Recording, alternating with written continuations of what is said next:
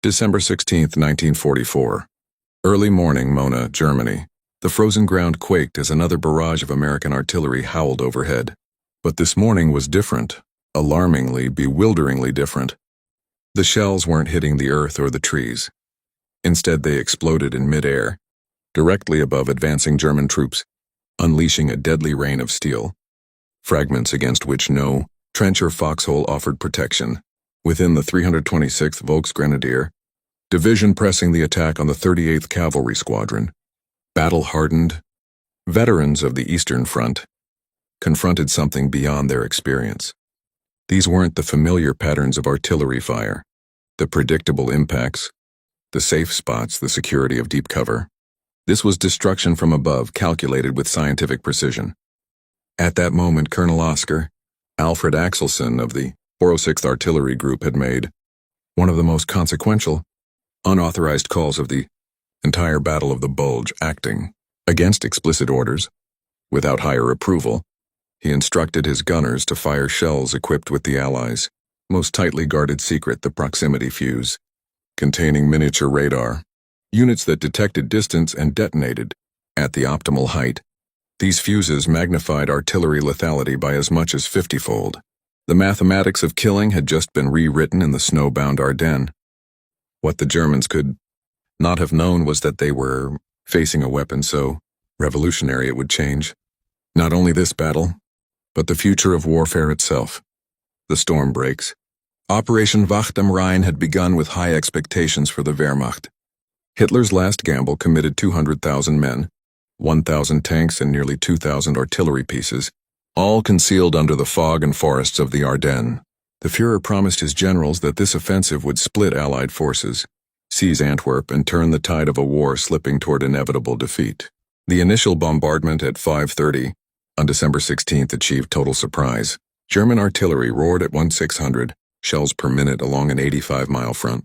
American intelligence had failed catastrophically. They had missed the buildup, and many frontline units were either green, replacements, or exhausted formations sent to this quiet sector for rest. But at Monschau, Colonel Axelson faced a hopeless tactical problem. The 38th Cavalry Squadron, a small reconnaissance force, was being overrun by superior numbers. Conventional artillery couldn't stop the assault. In desperation, Axelson made his fateful decision: deploy the secret proximity-fused shells. He would later risk court-martial for disobeying orders. But in that instant, he saw that strict obedience meant certain collapse. The result was immediate and devastating. German troops advancing in tight formations suddenly came under a type of fire they had never encountered. Shells burst 30 to 50 feet above their heads, each explosion scattering lethal fragments over a wide area. Veterans who knew how to survive ground bursts, hugging earth, hiding in ditches, sheltering behind trees, were shredded even in their cover. The science of destruction. The proximity fuse represented the apex of American scientific ingenuity, combined with industrial might. Unlike traditional shells, which required direct impact or unreliable timed fuses, these contained self-contained radar systems no larger than a coffee can.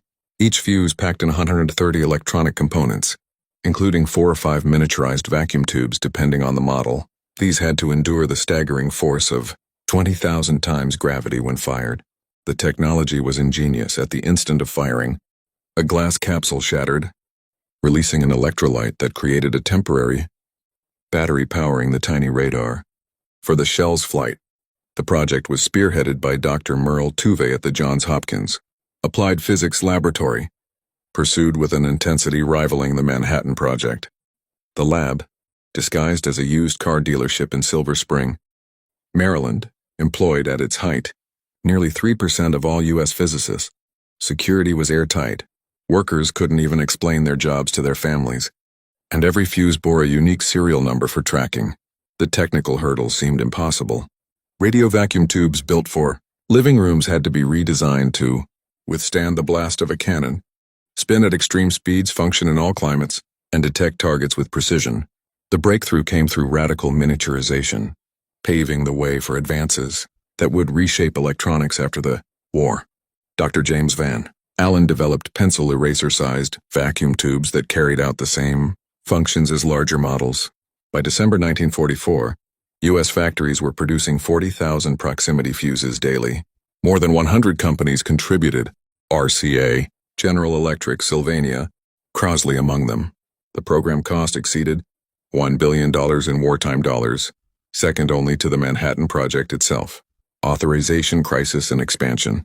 Axelson's unauthorized use on December 16th sparked immediate alarm within command circles. Orders had limited the fuses strictly to anti-aircraft use, to prevent any chance of capture and reverse engineering by Germany. But the astonishing effectiveness at Monschau was undeniable. The German attack was halted outright, with casualties that stunned both sides. Reports of the weapon's impact reached Supreme Headquarters swiftly.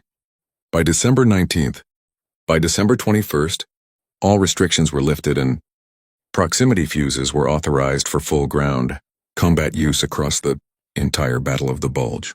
The rapid distribution that followed showcased American logistical superiority.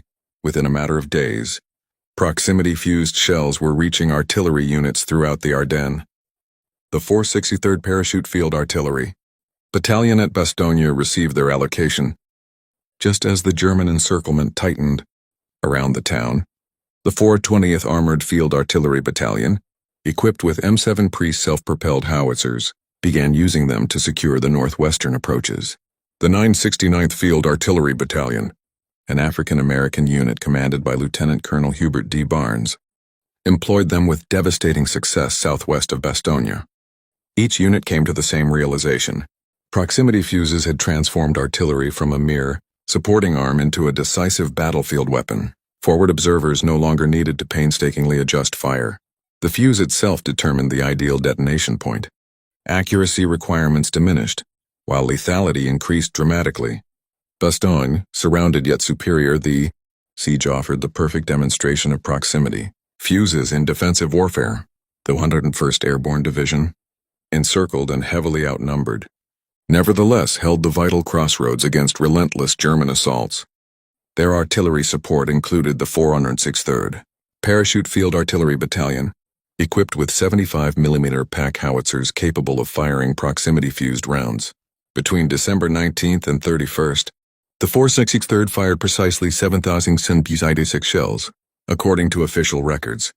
While not all were proximity-fused due to limited supply, those that were produced devastating physical and psychological results.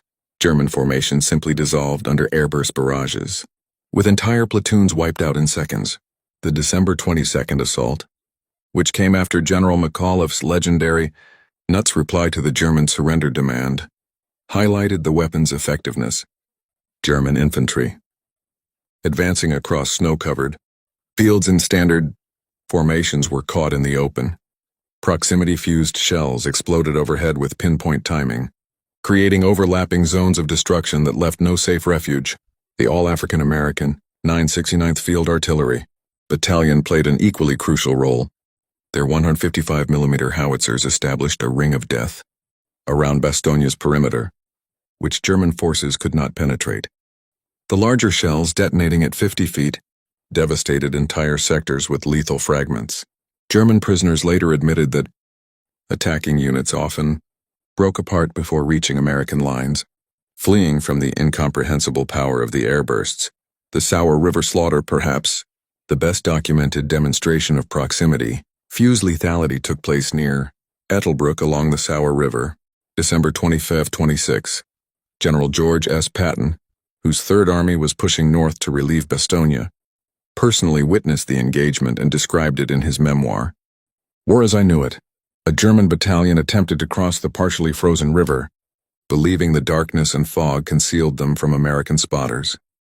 Normally, traditional artillery would have required careful adjustments, giving the Germans time to cross or take cover, but proximity fuses needed no such corrections. Patton wrote, "We caught a German battalion crossing the Sauer. The new position ammunition was devastating. The shells burst in the air above them. They had nowhere to run. The river behind them, our fire in front and above. When the firing stopped, we counted 702 bodies. This figure, 702 killed, verified by actual count, remains one of the few precisely documented casualty numbers from proximity fuse employment. The efficiency was chilling. A single battalion annihilated in minutes, without escape or defense. The psychological shock quickly spread across German units in the sector, with soldiers refusing orders to conduct further river crossings. Forest warfare transformed the Ardennes' dense woods, long considered ideal for concealment, became lethal traps once proximity fuses entered the fight. In open terrain, an airburst at 30-50 feet was deadly enough, but in forests the effects multiplied many times over. Shells bursting above treetops shattered branches, creating thousands of high-velocity wooden splinters. Some splinters, as long as a man's arm, flew at hundreds of feet per second, causing horrific casualties. Traditional defensive practices, hiding behind trees, digging foxholes among roots, and became useless. The fragments and splinters rained down from above, nullifying centuries of tactical wisdom in woodland combat. American artillerymen quickly recognized this advantage. A single proximity-fused 155mm round bursting above the canopy could clear an area the size of a tennis court of every living thing. The combination of metal fragments and wooden shrapnel produced a full 360-degree kill zone. German units trained for forest warfare found their expertise meaningless. Spreading out to minimize losses left them vulnerable to wide-area effects. Grouping together for support exposed entire squads to destruction from one shell. No tactic provided safety. Technical supremacy in action to soldiers of the 1940. Each fuse housed a tiny radio transmitter tuned to roughly 220 MHz, continuously emitting waves that bounced off nearby objects, ground, trees, vehicles, even human bodies. As a shell closed on its target, the reflected signal grew stronger. Once it reached a preset intensity that corresponded to the desired burst height, an electronic switch tripped and the round detonated. The whole mechanism had to survive conditions that would destroy ordinary electronics. During firing, the round experienced accelerations up to 20,000 times. Gravity, forces that would pulverize a human body. The projectiles also spun at tremendous rates, producing enormous centrifugal loads, and they faced temperature extremes from roughly 3,000 degrees in the gun barrel to sub-zero at the apex of their trajectories. Yet the delicate vacuum tubes, cushioned by ingenious shock absorption systems, endured and operated with better than 80% reliability. Extensive testing at the Aberdeen proving ground established the ideal burst heights for different calibers. For the standard divisional 105mm howitzer, about 30 FT proved optimal. The 155mm pieces were most lethal at roughly 50 FT. The rarer 240mm rounds produced catastrophic effects at 70+ FT, capable of clearing whole grid squares of enemy troops. That technological edge translated directly into battlefield dominance. Studies indicated proximity fuses raised lethality 5 to 10-fold compared with conventional shells, while the lethal fragment area expanded by a factor of 50. Anti-aircraft performance rose sharply as well, and within weeks of deployment, the success rate against V-1 flying bombs jumped from about 17% to roughly 79%. German intelligence failures and confusion compounded the effect. In December 1944, German forces overran an American ammunition depot and captured roughly 20,000 proximity-fused rounds. Rather than spur rapid countermeasure development, German technicians misread their findings and declared the devices impossible. The presence of vacuum tubes inside artillery shells conflicted with prevailing German assumptions about electronics and ballistics. Some concluded the visible components were decoys or that the Americans employed magnetic detection. Institutional blind spots played a role. Ironically, Germany had once been at the forefront of proximity fuse research. Rheinmetall Borsig and AEG in Berlin had prototypes by 1940, but Hitler's order, canceling any weapons, program needing more than 6 months to reach production, halted their work. German engineers found it hard to believe the Americans had solved problems they themselves had abandoned. The paradox deepens considering German capabilities. Electrostatic proximity fuses, using capacitance changes, showed about 95% reliability in tests rather than radar. Had development continued, Germany might have fielded such fuses by Tver and Hermann. Göring later acknowledged in interrogation. The German fuses were 3 or 4 months from production when the war ended. Christmas brought no respite. On December 25, 1944, German units attempting to use the holiday for resupply or reorganization, discovered that proximity fuses observed no ceasefires. Field kitchens, supply convoys, and assembly areas suffered devastating bombardment that required no forward spotting. The 420th Armored Field Artillery Battalion alone fired over 1,000 rounds on Christmas Day, most fitted with proximity fuses. Their M7 Priest self-propelled howitzers delivered rapid, accurate fire that caught German formations off guard. The ability to engage effectively without observation in bad weather or at night converted artillery from a daytime weapon into a round-the-clock threat. The psychological blow was severe. German troops who had learned to move under poor flying conditions, when Allied aircraft could not patrol and observers could not see, found no sanctuary. Death could arrive at any time in any weather. With nothing more than the distant whistle of incoming shells as warning, elite formations also suffered. On December 21st, SS Colonel Otto Skorzeny's hand-picked commandos attempted to seize Malmedy. These weren't ordinary troops. They had rescued Mussolini, nearly captured Tito, and specialized in deception and even infiltrating lines in U.S. uniforms. They met proximity-fused artillery that turned their disguises from an advantage into a fatal liability. Shells exploded overhead with unnerving precision, as if detecting the impostors beneath. While precise casualty totals remained debated, the assault collapsed disastrously with heavy losses, effectively ending Skorzeny's offensive actions. The psychological impact on these elite SS troops was particularly telling. Even highly indoctrinated, rigorously trained soldiers were driven to collapse. Some survivors reportedly charged the American lines, seeking instant death rather than endure. Continued bombardment, a complete breakdown of discipline among some of the regime's most fanatical fighters. Finally, the production achievement behind proximity fuses matched any wartime industrial feat. By December 1944, more than 100 American firms had been converted to fuse manufacture. The Crosley Corporation abandoned refrigerator production in favor of fuse assembly. Emerson Radio shifted from home electronics to weapons manufacturing. Sylvania, RCA, and General Electric committed entire facilities to the program. Quality control reached heights unseen in previous mass production efforts. Each of the 130 parts received individual testing. Every solder joint was examined under magnification, and random samples were actually fired to confirm survival under combat conditions. The rejection standards were uncompromising. Any component showing the slightest deviation was scrapped. The workforce, largely women, maintained this exacting standard while working 12-hour shifts 6 days a week. For security reasons, they did not know the full nature of their work. They only understood that what they made was vital to the war effort. By December 1944, production was turning out one proximity fuse every 2 seconds, around the clock. The drop in unit cost was astonishing. In 1942, a single fuse had cost 732 euros, more than a typical worker's annual pay. But by December 1944, mass production had pushed the price down to 18 per unit without sacrificing quality. That efficiency made possible 22 million fuses produced during the war, with 200,000 deployed during the Battle of the Bulge alone. Patton's arithmetic. General Patton grasped the value of proximity fuses perhaps better than any commander. His Third Army, driving to relieve Bastogne, used them as a breakthrough weapon.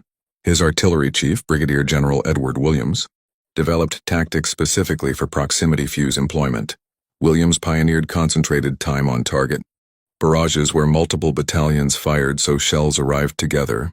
When dozens of proximity fused rounds detonated simultaneously at their optimal heights, the result was apocalyptic. German soldiers called it the bell toll of death. Between December 22nd and 29th, Patton's Third Army fired 50,000 proximity fuse shells. The effect was decisive in shattering German resistance and opening the corridor to Bastogne. Elsenborn Ridge demonstrated proximity fuses at maximum effect. There, the 2nd and 99th Infantry divisions held critical ground against the 6th SS Panzer Army, including the elite 1st SS Panzer Division Liebstandarte Adolf Hitler. Over 3 days, December 17th and 19th, American artillery fired 160,000 rounds, about 40,000 of them proximity fused. Those 25% of shells accounted for an estimated 60% of the more than 5,000 German casualties. The numbers were stark. Proximity fuses multiplied.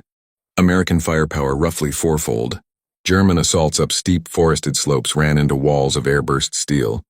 Entire companies vanished in seconds, and bodies piled so densely that follow-on waves had to clamber over the dead. After 3 days, the attacks stopped. The elite of the Waffen-SS had been broken by American technology. Operation Bodenplatter's destruction. On January 1, 1945, the Luftwaffe launched Operation Bodenplatter, some 900 fighters attacking Allied airfields. The raid achieved surprise and caught many Allied planes on the ground. But returning, German pilots encountered walls of proximity-fused anti-aircraft fire. Of 277 German aircraft lost that day, 172 fell to anti-aircraft guns, most using proximity fuses. The kill rate stunned both sides. Pilots trained to evade predictive anti-aircraft patterns found shells, detonating exactly where they would do maximum damage. The Luftwaffe, already severely weakened, never recovered from those losses. Breaking the secret. By early January 1945, secrecy became untenable. Too many shells had been fired and too many soldiers had witnessed their effects. On January 6, the War Department authorized limited disclosure. The New York Times reported on a new type of artillery shell that multiplied the effectiveness of American guns without describing the technology. German intelligence finally recognized the weapon's significance. Too late. A January 10th report from Foreign Armies West stated, "The Americans possess a radio-controlled artillery fuse that detonates shells at optimal height for anti-personnel effect. This weapon has caused severe casualties among our forces in the RANs. No effective countermeasures exist." Strategic Impact Assessment. Post-war analysis confirmed the proximity fuse's decisive influence. Field Marshal Gerd von Rundstedt stated, "The proximity fuse was decisive. Our attacks broke down not because of American courage, though they fought well, but because of artillery that seemed to have eyes." General Hasso Montoyel, 5th Panzer Army commander, testified, "The American artillery was the terror of our soldiers, especially the new shells that exploded in the air. They caused panic even among veteran troops, and the statistics underscored the claim. Some 200,000 proximity-fused shells were fired, producing an estimated 15,000, 20,000 German casualties, as much as 20% of total German losses. The weapon proved 5 to 10 times more effective than conventional ammunition while requiring no forward observation in poor weather. The human cost. Behind every statistic lay human tragedy. Many German soldiers, including teenagers conscripted in the final months, died in ways unfamiliar to traditional warfare, killed by munitions that seemed to find them wherever they hid. American factory workers bore their own burden. Accidents were hushed for security, and employees at Crosley Corporation, Emerson Radio, and other plants suffered breakdowns from stress and exhaustion. They manufactured unparalleled weapons without knowing what they produced, carrying that burden in enforced silence. Still, the moral calculus of war remains complex. The Battle of the Bulge claimed 19,000 American lives. Without proximity fuses, how many additional lives would have been lost? How much longer might the war have dragged on? How many more victims of the Holocaust would have perished while fighting continued? Every day the conflict was shortened potentially, saved thousands awaiting liberation in concentration camps. Technological legacy. The proximity fuse program spawned advances that reshaped post-war technology. The miniaturized vacuum tubes became building blocks for modern electronics. The exacting quality control methods developed for fuse production set new industry standards. Organizational techniques used to coordinate hundreds of suppliers anticipated modern supply chain management. Dr. James Van Allen applied his miniaturization work to satellite instruments and later discovered Earth's radiation belts. Radar principles matured into later systems, and the idea of autonomous sensors deciding when to detonate evolved into guided missiles and ultimately the family of smart weapons in use today. Every precision-guided munition has its lineage in the proximity fuse, the first weapon that could sense its environment and choose the moment to explode. The revolution that began in the Ardennes continues on contemporary battlefields where smart weapons dominate. Final reckoning. The Battle of the Bulge ended on January 25, 1945. with German forces in full retreat. Hitler's last major offensive cost Germany roughly 100,000 casualties while achieving nothing decisive. American losses totaled about 75,000, including 19,000 killed. The proximity fuse proved itself not merely an incremental improvement but a war-winning technology. General Eisenhower's assessment that German possession of proximity fuses might have made D-Day exceedingly difficult, perhaps impossible, underscores their strategic weight. They were not just a better shell, they altered the arithmetic of warfare. German soldiers, confronting proximity-fused artillery, experienced something unprecedented. Death delivered by rounds that seemed to possess intelligence, that could locate them wherever they hid, turning the very air into a killing field. Their ordeal marked warfare's decisive step into the technological age. From Colonel Axelson's unauthorized first use on December 16, 1944 through the systematic employment of roughly 200,000 shells across the Ardennes, proximity fuses showed that scientific innovation could yield decisive military advantage. The marriage of American industrial capacity, scientific inventiveness, and tactical adaptation produced a weapon that helped shape the war's outcome. Ultimately, the proximity fuse story is one of transformation, technological, tactical, and human. It demonstrated that industrial democracies could generate weapons of staggering effectiveness, that innovation could offset numerical shortcomings, and that superiority in science often determines victory. Those lessons influenced not only the closing months of World War II, but the entire structure of warfare that followed. In the frozen woods of the Ardennes, the age of technological warfare had truly arrived.